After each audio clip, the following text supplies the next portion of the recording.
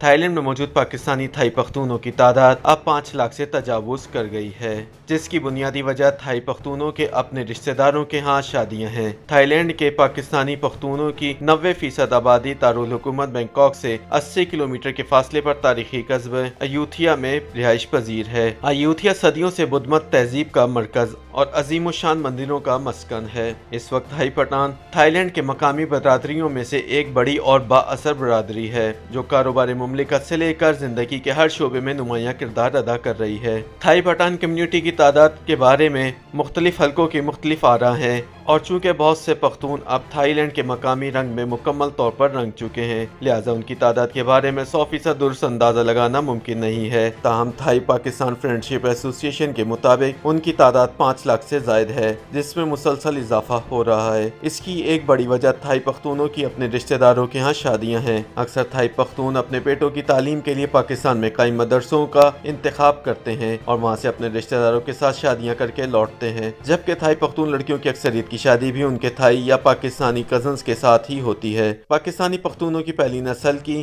Thailand आमद के बारे में मुख्तलिफ रिवायात हैं। ताहम एक मुश्तरका रिवायत यह है कि उनके थाईलैंड पहुँचने में बरतानवी राज के हालात कार फरमा थे। बहुत से लोग या तो बरतानवी फौज के सिपाही होने के नाते पहली जंग अजीम के मौके पर उस वक्त के मुल्क सियाम गए और वापस नहीं लौटे, और बहुत से दूसरे पठान रोजगार या कारोबार की खातिर बरतानवी हिंदुस्तान के मशरकी शहरों से होते हुए बर्मा के जरिए थाईलैंड पहुंच गए। थाई पठान एसोसिएशन के सदर उमर खान अयूब खेली का ख्याल है कि क्योंकि इस वक्त ये पूरा इलाका अंग्रेजों के जेर तसल्लुत था, लिहाजा सियाम में आबाद होना कोई ताज्जुब की बात नहीं थी। तहम पख्तून जब एक मरतबा सियाम पहुंचे तो उन्होंने इस खित्ते को अपने लिए बहुत बाबरकत पाया। उस जमाने में सियाम, जिसका नाम बाद में थाईलैंड रख दिया गया, में गोश्त की फरावानी नहीं थी और मकामी बाशिंदे जानवरों को ज़िबा करना एक मुश्किल और पेचीदा अमल तस्वर करते थे। जब वहाँ पहुँचने वाले अवलीन पख्तूनों को इस बात का इल्म हुआ तो उन्होंने न सिर्फ ये कि अपने मिसबा खाने खोल लिए, बल्कि जानवरों के बहुत बड़े बड़े फार्म हाउसेस भी खोले और उनके लिए चारे का बंदोबस्त करने के लिए जमीनें खरीदी, जहाँ ज़राअत को भी फरोग दिया।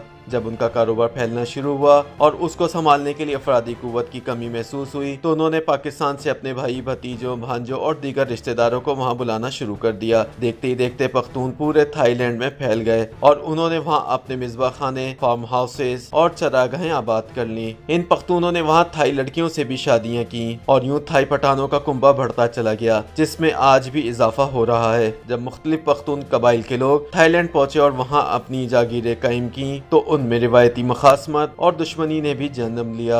उन्होंने अपनी बर्तरी कायम करने के लिए एक दूसरे को कत्ल करना और फिर इंतकाम लेना शुरू कर दिया। कुछ रिवायत के मुताबिक उन्होंने अपनी जागीरों के क़याम की मुखालिफत करने वाले मकामी थाई बाशिंदों को भी मारा और अपनी जायदादों की वसअत में हाइल हर रुकावट को मिटा दिया। कुछ दीगर रिवायत के मुताबिक अंग्रेज हुक्मरानों ने उनकी दिलेरी को देखते हुए उन्हें मकामी मज़ाहिमती थाई ग्रुपों का कला कमा करने के लिए भी इस्तेमाल किया और उन्हें अपना रसूख जमाने के लिए हर तरह की खुली छूट दी। इन सारे अवामिल ने उन्हें एक माफिया की पहचान भी दी, जिसके बाद उन्हें कदम जमाने में मजीद आसानी हो गई। फिर एक वक्त आया कि सब पख्तूनों के बड़े खान भाई खान की रसाई बराह रास्त थाईलैंड के सरबराही मुमलिकत तक हो गई और वो जब चाहते हुकूमत के किसी भी रुकन से मिलने चले जाते। कहा जाता है कि जब भाई खान का काफिला बैंकॉक की सड़कों से गुजरता तो लोग खड़े होकर उनकी गाड़ियां देखते और उनकी दहशत का मुशाहिदा करते। भाई खान आज भी थाईलैंड का एक तिलिस्माती किरदार है, कुछ लोगों के करीब एक स्मगलर, लेकिन थाई पठान उन्हें अपना बाप और मोहसिन मानते हैं। भाई खान उन अवलिन पख्तूनों में से एक थे जो 20वीं सदी के अवाइल में थाईलैंड पहुंचे और देखते ही देखते हर तरफ छा गए। उन्होंने थाईलैंड के इलाके सेराबोरी में अपनी बाकायदा सल्तनत कायम की।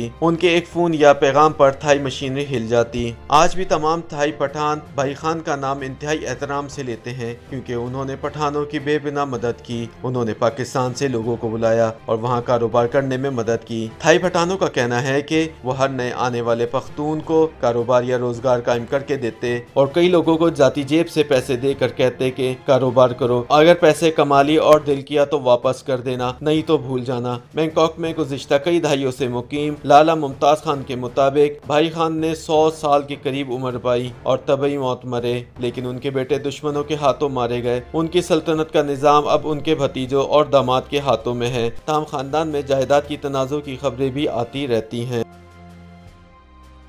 YouTube पर गूगली न्यूज देखने के लिए youtube.com की सर्च बार में गूगली न्यूज टीवी टाइप करें। गूगली न्यूज के पेज पर सुर्ख रंग के सब्सक्रिप्शन वाले बटन पर क्लिक करना ना भूलिए। YouTube पेज पर अपलोड होने वाली वीडियो से बाखबर रहने के लिए बेल आइकन पर क्लिक कीजिए। आपको हर नई वीडियो के बारे में नोटिफिकेशन मौसूल हो जाए।